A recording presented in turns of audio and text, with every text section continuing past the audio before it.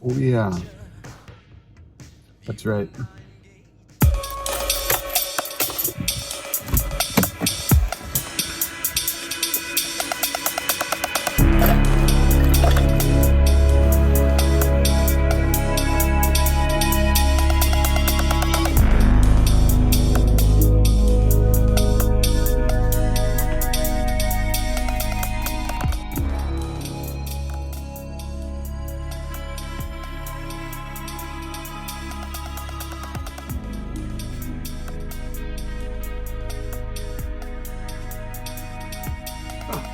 Here we are.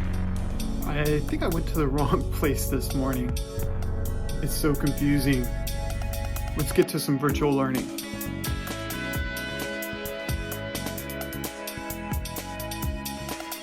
Today, GIFs. Or is it GIFs? I think it's GIFs. We're going to focus on those. The first step, take some pictures. Have fun. GIFs are great short animations, and we're going to learn how to use Photopea to create a short stop motion animation. So let's get started. First step, take photos. It's selfie time. Have fun. Make sure that you have a clean background. If you can find a clean wall to work with, that is the best scenario. Take a lot of photos. Think about movement when you take those photos. Okay, let's get started. Open Photopea. Go to File. Go to New. Name your project. We don't want to have a bunch of new projects on our desktop. So change the name. I'm calling mine GIF. Maybe example. There we go. Switch it to inches, just easier to think that way. If you want to work metric, go for it. I'm going to work in an 8x10 today, but typically when I do make GIFs, I make them more of a square format. Today, 8x10, this is the format we've been working in class. Now, I'm going to go ahead and download some images. So for today I did my Google Drive because I'm using my work computer. But if you have a point and shoot camera, obviously you can just load images either wirelessly or with a memory card. I'm going to speed this up a little bit because I don't think you need to watch me download all of my photos. It's not that exciting. Right, so one thing that's nice about Photopea is you can actually drop photos directly into the program, so you can just click, drag it over, drop them in. So I'm going to drop all of my images in. After that, I'm going to go ahead and use my selection tools. So I'm using the magic wand. It's over there on the left hand side. Typically it's underneath the object selection or quick selection. I'm using the add to selection. If you look up on the top left hand side, there's two filled in circles. That way I can add to my selection. Once you've selected all of your areas, then you can hit the delete key. Make sure you are on the right layer when you hit the delete key. Otherwise, you're going to delete something in your background. You don't really want to do that. Now I'm just going through and just selecting some areas, cleaning everything up, speeding it up a little bit. I am going to do something up here where I'm using the selection tool, the marquee selection tool, and I'm just selecting that background and hitting the delete key to clean up any scraps from the background. I noticed there was a few dots there I wanted to clean up. So this next step is called color range. There's a couple ways you can select stuff. Color range is another way you can do this. And you can see what I'm doing. I'm just dragging the cursor through the background and it's showing me where I'm selecting on that background. And it's just a really nice tool as far as selecting an area, especially if an area is very similar. Same thing, you click OK and you can hit delete and delete that background.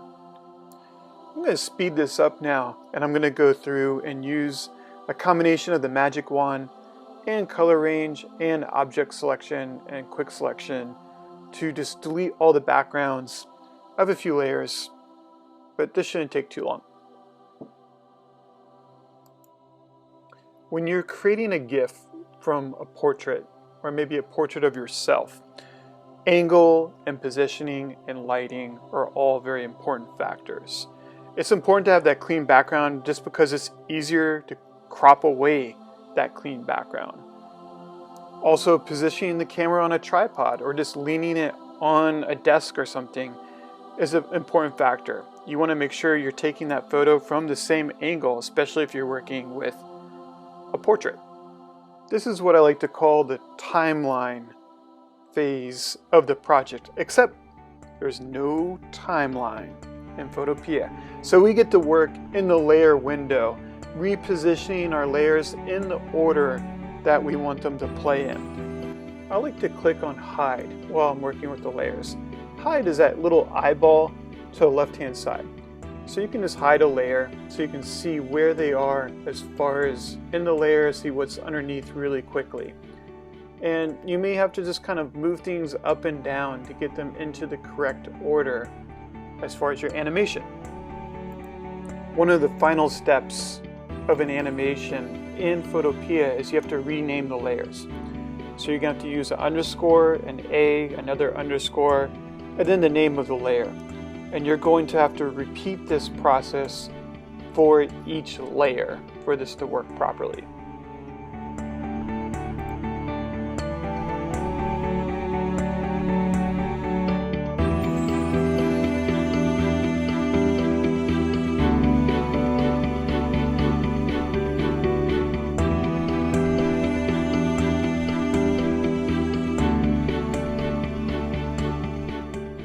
Final steps of making a GIF in Photopea. You're going to need to go to File, and then you're going to go down to Export As, and GIF, which is what, fourth one down? Yeah, click on that. It's going to open up this little preview window, and your animation is going to be going crazy. You need to adjust the speed. So play around with that little slider there. Adjust the speed until you get it to a speed that you like. The other thing you're going to want to do is look at whether or not it's going to repeat forever. Typically GIFs do repeat forever, but you can adjust that in that little box down there underneath and decide how many times you want your GIF to repeat. Once you've done a little bit of tweaking, you can click Save. And you have created a GIF in Photopea, which is awesome. And you can annoy all of your friends with your awesome GIF.